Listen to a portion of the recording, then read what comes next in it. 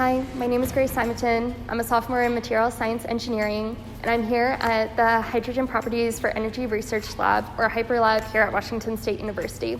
Here we study hydrogen properties at cryogenic temperatures. Hydrogen is important for building out a renewable and clean energy infrastructure. Hydrogen works as an energy carrier much like batteries, but with a few key differences.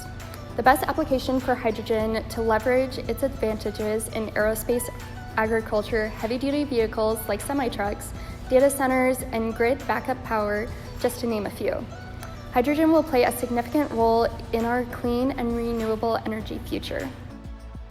The HYPER Lab also wishes to educate the public on how hydrogen can be used to help achieve the nation's goal of carbon neutral by 2050.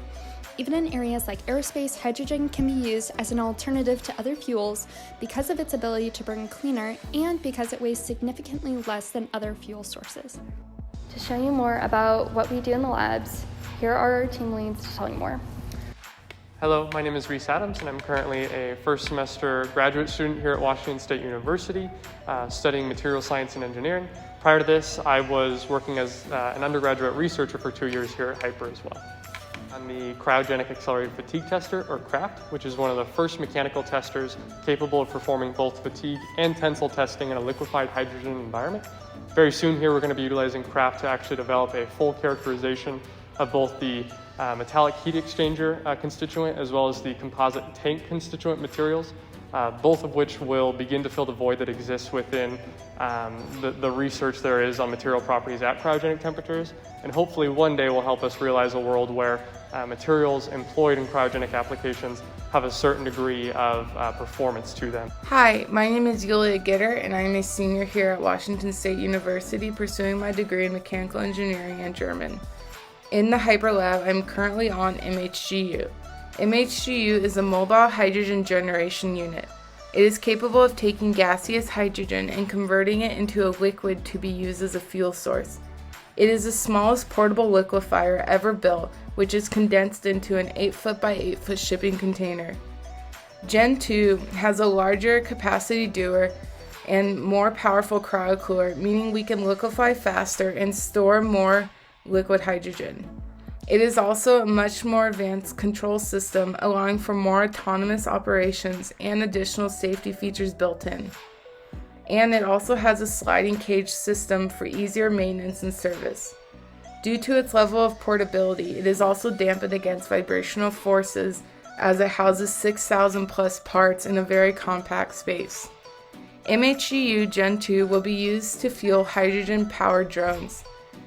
There is a lack of infrastructure and investment in hydrogen systems due to the cost of production.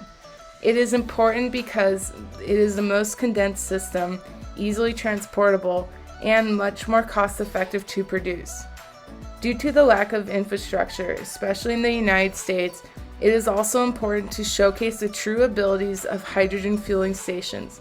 And MHGU is certainly pushing the boundaries in a big way to show what is truly possible with hydrogen fueling systems for our future.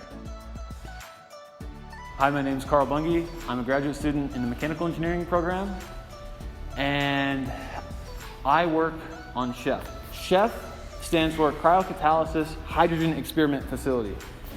And what we're testing is a quantum reaction of cryogenic hydrogen that can either be very exothermic and produce a lot of heat or endothermic and absorb a lot of heat. So if you've ever bought something off of Amazon or at Walmart, then there's a good likelihood that that product was moved with a hydrogen fuel cell forklift in their warehouses, in their distribution centers. And so at these warehouses, these hydrogen fueled forklifts are fueled with liquid hydrogen that sits in a large tank outside their warehouse. And so the challenge with liquid hydrogen, whether that's in a rocket or at a warehouse, is that it has to be at negative 423 degrees Fahrenheit to be in the liquid phase. And so even with the vacuum insulation and all the insulation that they have, there is still a little heat leak that gets into the tanks. Hey everyone, my name is Drew Bettner and I am a master's student on the tank team, and we are currently developing the first 3D printed liquid hydrogen tank. So So this tank is the first of its kind, and it will serve as a lighter, more efficient alternative to other hydrogen fuel tanks. Because we've used a polymer composite rather than stainless steel or aluminum, we can't actually vacuum jacket the tank. So we have to use a system of nested shells in the tank to shield the internal liquid from heat transfer using the vapor itself. Hi, my name is Francis Dunn. I'm a PhD student here at WSU's HYPER Lab. I study material science engineering, and I am one of the 2 team leads on Bellow Fellows.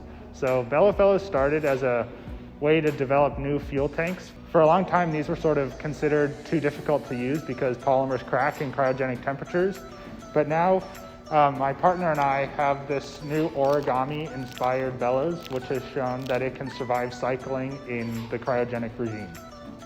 My name is Ian Wells. I am a sophomore in mechanical engineering here at Washington State University. I am the team lead for the Hyperborea team. So what our team is trying to do is use liquid nitrogen as a tool to clean lunar dust. So lunar dust is an issue on the moon because it sticks to everything and it is super abrasive. Liquid nitrogen, when it is at a high enough temperature, has a property called the Leidenfrost effect.